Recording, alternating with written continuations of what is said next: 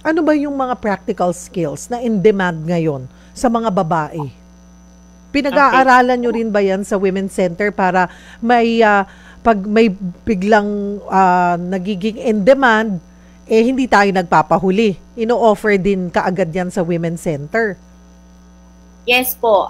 Actually ngayon po, last year may inoffer na po kami virtual assistant services. Ito po ay based sa research po namin sa pag-aaral na ito po ay emerging skills ng sa industriya. Kaya po yung virtual assistant, ginawan po namin agad ito ng curriculum and then pina-accredit namin sa TESDA.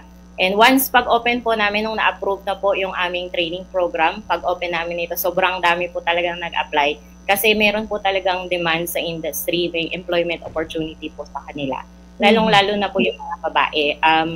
Priority po namin dito, babae, sa at least 100% nga po ang gusto namin na lahat babae. But because nga po sa inclusivity, at least 10% po yung binibigay din namin sa lalaki na allotment. But yun nga po, since bagay ito sa mga babae, lalo na sa mga nanay po na gusto magtrabaho but nasa bahay sila, so yung virtual assistant services po, nagkakaroon sila ng opportunity na makapagtrabaho kahit nasa bahay po sila. At gaano na karami ang nakapag-avail ng virtual assistant services course ninyo? So last year po, meron na po kaming 200 plus na graduates ng aming virtual assistant services. And 100% po nito ay employed po ang aming mga graduates.